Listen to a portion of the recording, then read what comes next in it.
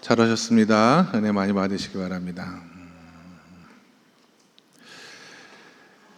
어린 생명이 세상에 태어나게 되면은요, 자연스럽게 그 생명은 자라고 성장하게 되어져 있습니다. 생명의 본성은 자라는 데 있기 때문에 그래요. 그러다가 이 생명의 자람이 어느 순간 멈추게 되면 문제가 생기죠. 저는 신앙생활도 마찬가지라고 생각을 합니다.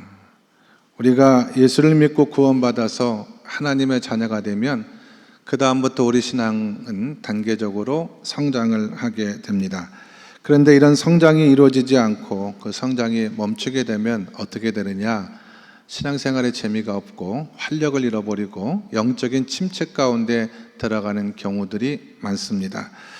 지난 시간에 우리는 신앙생활의 로드맵이라는 것에 대해서 생각해 보았거든요. 우리 신앙생활은 각각의 단계가 있다라고 하는 것입니다. 어느 날 예수를 믿고 예배드리는 순간부터 저절로 우리 신앙생활을 잘하는 것이 아니라 단계를 따라서 성장을 해야 된다. 그래서 구원받는 단계, 성장하는 단계, 제자로 세워지는 단계가 우리에게 필요하다. 우리가 구원받는 단계를 어떻게 지나왔는가 알 수 있는 것은 네 가지 이정표를 통해서 확인을 할 수가 있다라고 그랬습니다. 첫 번째가 회개입니다. 회개는 나 중심의 삶, 또 세상 중심의 삶에서 하나님 중심의 삶, 또 하나님의 뜻을 중심으로 한 삶의 그 놀라운 결단을 말하는 것이 바로 회개입니다. 회개한 사람은 또 교회와 성도들 앞에서 공적으로 그 믿음을 확인하게 되는 절차를 밟는데 그것이 바로 세례라 그랬습니다. 그렇죠? 사랑하는 남녀가 가정을 이루게 될 때 많은 사람들 앞에서 공적인 결혼식이라는 절차를 밟는 것처럼 세례 의식을 통해서 우리는 공적인 믿음을 확인하게 되는데, 그러면 어떻게 되느냐? 그 다음에 죄사함의 은혜가 임하게 된다 그랬습니다. 사람이 죄사함을 받아 깨끗하게 되면 그 후에 성령이 동행하는 삶의 놀라운 역사가 시작된다. 이게 구원받는 단계다라고 했잖아요. 그래서 내가 이 과정을 가만히 생각해보고 이 과정을 다 우리가 통과하지 않았다라고 한다면 그분은 예수 믿으려고 아직 애쓰는 분이시지 진정한 의미에서 성경이 말하는 그리스도인이다라고 말하기가 어렵다고 그랬습니다. 구원받은 성도는 그 다음 단계인 성장의 단계로 들어갑니다. 성장의 단계에서 네 가지 이정표는 성경 공부와 성도와의 교제, 그리고 예배와 기도였다라는 말씀을 드렸습니다. 어떤 분들은 교회를 오래 다니셨음에도 불구하고 말씀을 배울 수 있는 기회를 갖지 못하고 성경 공부에 참여하지 않고 또 사람들과의 교제를 피해서 혼자만의 신앙생활을 추구하시는 분들이 계십니다. 그러다 보면은 어떤 일이 벌어지느냐? 깊은 예배의 은혜와 기도의 응답을 경험하기가 어려운 경우가 매우 많습니다. 신앙생활의 본질이 관계고 그리고 균형에 있다라고 한다면 이 한쪽으로 치우친 신앙생활을 하게 된다라고 한다면은 그것이 균형을 잃어버릴 뿐만 아니라 열매 맺는 신앙으로 발전해 나가기가 어렵다라는 말씀을 드렸습니다. 그런가 하면 어떤 분들은요, 이 신앙 성장 단계를 지나서 이제 마땅히 그 다음 단계로 넘어서야 됨에도 불구하고 아직 그 자리에 머물러 있는 분들도 계신데 이때는 조금 문제가 심각해집니다. 개인적으로 마땅히 성장의 단계에서 그 다음 단계로 넘어서지 못하면 개인의 신앙은 율법적이거나 혹은 부정적인 신앙으로 빠질 경우가 매우 많고요. 공동체와의 관계 속에서는 알게 모르게 공동체의 크고 작은 어려움들을 유발하는 사람으로 신앙생활하게 될 가능성이 매우 크기 때문에 그렇습니다. 여러분, 이런 분들 보셨는지 모르겠어요. 성경도 꽤 많이 아시고 기도도 잘 하시고 또 열심히 교회를 봉사하고 섬기시기도 합니다. 개인적으로 만나면 너무나 괜찮은 집사님이고 너무나 좋은 권사님이신데 교회 생활을 하시는 걸 옆에서 가만히 지켜보면 갈등과 문제를 자주 일으키세요. 사람들과의 관계에서 갈등을 일으키고 심지어는 영적 지도자의 관계도 좋지가 못합니다. 그러니까 무슨 일을 해도 순종은 없고 불평만 있는 그런 신앙생활로 가게 되는 가장 큰 이유가 무엇이냐면은 성장의 단계를 어느 정도 거쳤다라고 한다면 그 다음 단계로 마땅히 넘어서야 되는데 그 다음 단계로 넘어서지 못하기 때문에 그런 부정적인 결과를 경험하게 된다라고 하는 거예요. 그럼 그 다음 단계가 뭐냐? 오늘이 우리 신앙 성장 마지막 세 번째 단계, 바로 제자로 서는 단계를 이야기합니다. 예수님의 제자는 사랑으로 생명을 돌보고 사랑으로 생명을 살려내는 역할을 감당하는 사람이 바로 예수님의 제자라고 할 수가 있어요. 여기서 가장 중요한 것은 무엇이냐면 정말 사랑으로 기도하고 정말 사랑으로 섬김의 삶을 살아가는 사랑할 줄 아는 사람이 제자입니다. 가정으로 치면은 한 가정의 아버지가 바로 제자입니다. 아버지는 자신의 문제를 가지고 기도하지 않아요. 아버지의 기도 제목은 오직 가족과 자식들을 위한 기도 제목일 뿐이거든요. 마찬가지로 제자는 물론 자기를 위해서도 기도합니다마는 적어도 교회에서 제자로서의 삶을 살아가는 성도들은요, 다른 사람들을 위해서 늘 사랑으로 기도하고 할 수만 있다면 그 사람들의 신앙의 성장을 위해서 섬김의 삶을 감당하기를 결단한 사람이 바로 제자다라고 할 수가 있어요. 예수님이 요한복음 13장 35절에서 너희가 서로 사랑하면 이로써 세상 모든 사람이 너희가 내 제자인 것을 알게 될 것이다 라는 말씀을 하셨거든요. 이 제자들은 바로 사랑하는 제자들을 말합니다. 여러분들이 성경의 이 단계에 대해서 잘 이해하셔서 어느 정도 신앙의 성장을 이루신 분들은 그 단계에 멈춰서지 말고 제자의 단계로, 나 중심의 신앙생활에서 다른 사람 중심의 신앙생활으로 은혜 받는 신앙생활을 넘어서서 이제 그 은혜를 베풀고 나눌 줄 아는 제자로서의 신앙생활을 감당하실 수 있는 저와 여러분 모두가 다 될 수 있기를 간절히 축원합니다. 이 제자로 서는 단계에도 네 가지의 이정표가 있습니다. 오늘 우리가 함께 나눌 말씀이 중심인데요. 제자로 서는 이 세 번째 단계에서 우리가 경험하는 첫 번째 이정표는 뭐냐면은 다른 사람의 필요를 채워줄 줄 아는 성도와 교회가 제자가 되는 교회가 된다라는 말씀입니다. 여러분 44절과 45절의 말씀을 같이 읽도록 하겠습니다. 44절 45절 다 같이 시작.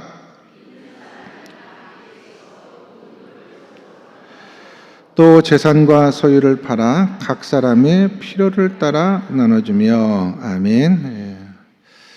우리가 당시 예루살렘 교회 상황을 조금 더 이해하셔야지 이 말씀이 어떤 내용인가를 아실 수가 있다고 생각을 합니다. 예루살렘 교회는요, 하루아침에 급성장을 이루는 부흥하는 교회였습니다. 원래는 예루살렘 교회 성도들이 약간 120명 정도 남짓이었거든요. 근데 성령이 임하던 그날에 베드로가 설교할 때 3,000명이 되는 남자들이 와서 회개를 하고 이제 교인이 되었단 말이에요. 그 남자만 3,000명이고요. 그의 아내와 가족들과 다 합치면 120명 정도 모여 신앙생활하던 교회가 하루아침에 10,000명이 넘는 메가 처치로 급성장한 것입니다. 그런데 이 교회 교인들의 대부분은 외국에서 사는 사람들이었어요. 오순절날 명절을 지키러 예루살렘에 올라왔다가 베드로의 설교를 듣고 회개하고 이 예루살렘 교회 성도가 된 사람들이 대부분이었습니다. 그럼 사도들이 이제 그들에게 회개의 복음 또 세례를 베푼 후에 각자 사는 곳으로 돌아가서 신앙생활 잘 하십시오, 그렇게 보내지 않았어요. 왜냐하면 이제 구원받은 이 사람들이 신앙을 훈련받고 성장해야 되는 일이 있었기 때문에 이 사람들이 함께 모여서 신앙생활 하는데 이 많은 인원들이 먹고 자고 입고 생활하는 문제가 보통 문제가 아니었습니다. 그런데 교회 교인들 가운데 어떤 사람들이 있었느냐? 이 사람들이 함께 신앙생활하고 섬길 수 있도록 자신의 것을 교회에 내어놓아서 그것을 가지고 다른 사람의 필요를 채울 수 있는 그렇게 신앙생활했던 성도들이 교회 안에 많이 있었다라고 하는 것입니다. 그러므로 오히려 생명을 살리고 다른 사람들의 영혼을 구원하기 위해서는 다른 사람들의 필요를 채워줄 줄 아는 성도와 교회가 되어야 된다라고 하는 것이 말씀이 주는 교훈이라고 할 수가 있겠어요. 잘 되는 교회 혹은 잘 되는 목장을 곁에서 지켜보면 공통점이 하나 있는데 그것이 뭐냐면 서로의 필요를 채워줄 줄 안다라고 하는 것입니다. 이것이 꼭 큰 것만을 말하는 것은 아니에요. 외로움 가운데 있는 사람이 마땅히 어디 가서 자신의 사정을 토로할 곳이 없는데 가만히 그 사람이 곁에 있어서 그 사람의 이야기를 들어주는 것도 그 사람의 필요를 채워주는 것입니다. 가정에 병든 사람이 있고 고통당한 사람이 있어서 힘들어하는 가정 곁에서 함께 기도해주고 함께 병원도 신방해주고 그렇게 그 가정의 필요를 채워줄 줄 아는 것이 바로 그것이 제자로서의 삶에 가능한 그런 성도의 모습이요 교회의 모습이 되어야 된다라고 하는 것입니다. 정말 크고 작은 일들을 곁에서 돌보고 기도해주고 섬겨줄 줄 아는 사람이 제자예요. 저도 그렇고 여러분도 그렇고 살아가는 삶이 만만치 않거든요. 내 삶과 내 형편을 건사하기에도 너무나 바빠요. 그럼에도 불구하고 제자들은 어느 정도 자기 신앙의 성장을 이룬 후에 나의 필요보다는 다른 사람들의 필요를 볼 줄 알고 사랑으로 그 필요를 챙겨서 섬겨서 생명을 살려내고 영혼을 구원할 줄 아는 그것이 바로 제자요 제자가 되는 교회가 된다는 것입니다. 이거는 개인뿐만 아니라 교회도 마찬가지. 아까 우리가 6월 6일 날 완도에 있는 그 작은 교회를 가서 정말 열심히 봉사하고 섬겼습니다. 이번 봉사는 정말 일만 열심히 했어요. 그럼에도 불구하고 마음에 큰 은혜가 있었던 이유는 무엇인가? 우리가 우리 교회 안의 형편과 그다 사정을 돌보는 것을 넘어서서 어려운 형편에 있는 사람들과 이웃 교회를 사랑과 그리고 섬김을 통해서 봉사하는 것이 가져다주는 놀라운 은혜가 있었기 때문에 그렇습니다. 다른 사람의 필요를 채워주면 저와 여러분의 신앙이 성장하고 성숙하게 되는 줄로 믿으시면 아멘 하시기 바랍니다. 이게 예루살렘 교회 교인들이 보였던 제자로서의 모습이었고요. 제자로 서는 성도, 제자로 세워지는 교회의 두 번째 특징은 자주 모이고 떡을 떼는 음식을 먹는 성도와 교회라고 하는 것입니다. 46절의 말씀을 같이 읽도록 하겠습니다. 46절 시작.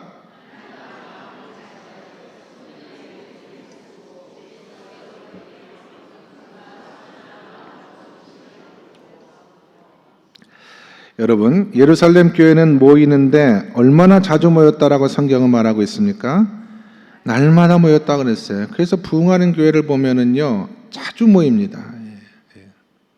부흥하는 목장도 매주 예배드릴 뿐만 아니라 매주 목장으로 모입니다.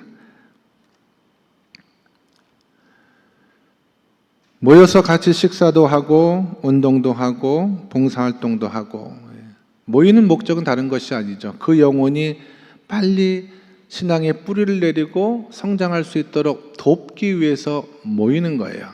교회 생활을 익숙하게 잘 적응하고 자리를 잡을 수 있도록 도와주기 위해서 그렇게 모이는 것인데 문제가 있는 교회는요, 잘 모이지 않을 뿐만 아니라 모임이 끝나면 또 성도들이 바람과 같이 사라지기에 바쁩니다. 우리가 아이들을 수련회 보이잖아요. 여름에 수련회 보낸 다음에 아이들의 수련회를 마치고 돌아올 때 보면은 이 수련회가 은혜가 충만한 수련회였는지 그렇지 않은 수련회였는지 알 수 있는 그 방법이 있어요. 그게 뭐냐면 수련을 마치고 돌아온 아이들이 집에 가지 않고 계속해서 모여서 뭔가를 더 하려고 하면 그건 은혜가 충만한 수련회.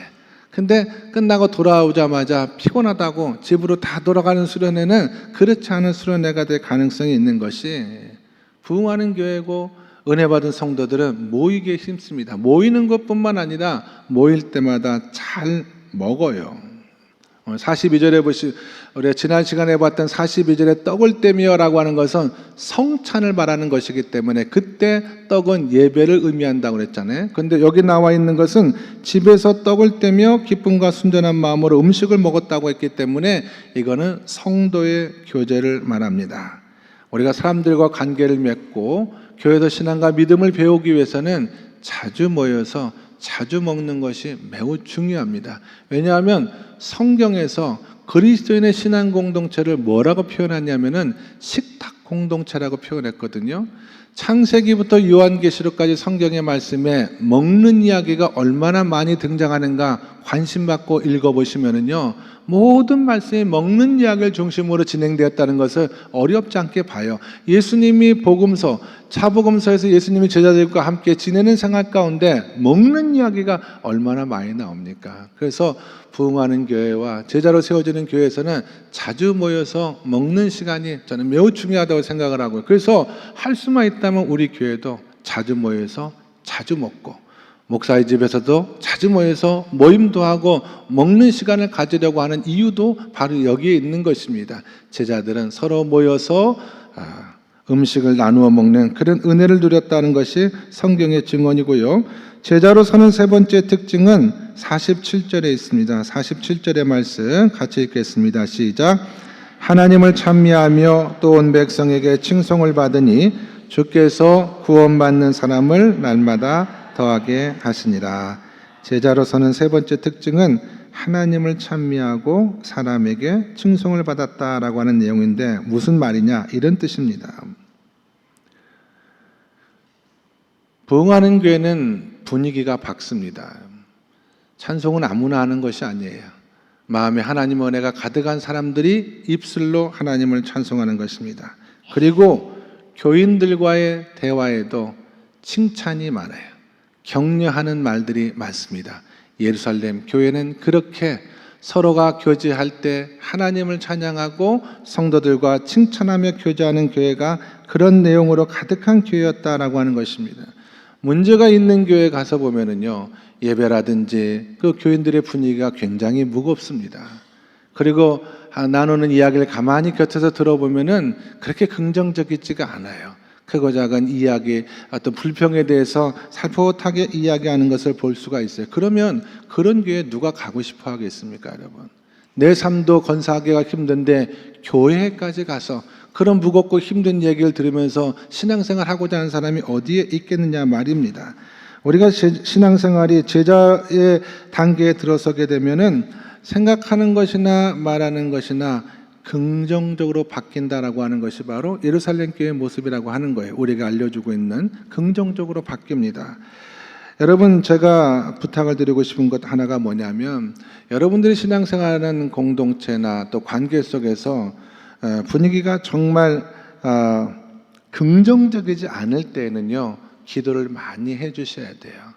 교회에 대한, 사람에 대한, 주변에 대한, 일상에 대한 이런 긍정적이지 않은 이야기가 가득한 곳에 가면은 정말 기도하시고 회개할 것 회개하시고 악령이 우리 가운데 이렇게 역사한다라는 영적인 경각심을 가지고 정말 기도하고 싸우셔야 됩니다. 그래서 찬양하는 교회, 감사가 넘치는 교회, 은혜가 넘치는 그런 교회에서 신앙생활할 수 있도록 그 역할을 감당하는 것이 바로 주님의 제자라는 거예요. 로마서 15장에 보시면 여러분 이런 말씀이 있거든요. 믿음이 강한 우리는 마땅히 믿음이 약한 자의 약점을 담당하고 자기를 기쁘게 하지 아니할 것이다 라는 얘기를 했어요. 두 가지 의미가 있습니다. 교회는 항상 믿음이 약한 사람들이 있고 믿음이 강한 사람들이 있다는 거예요. 그런데 여기 믿음이 약한 사람들은 우리가 생각하는 것처럼 신앙생활을 제대로 못하는 사람이 아니에요. 여기 믿음이 약한 사람들은 어떤 사람이냐? 나의 마음을 아프게 하는 사람, 없는 이야기를 지어내서 내 신앙생활을 힘들게 하는 사람, 내가 하나님 앞에 눈물을 흘리며 신앙생활하게 만드는 그 사람이 믿음이 약한 사람인데, 제자는 어떤 사람이냐?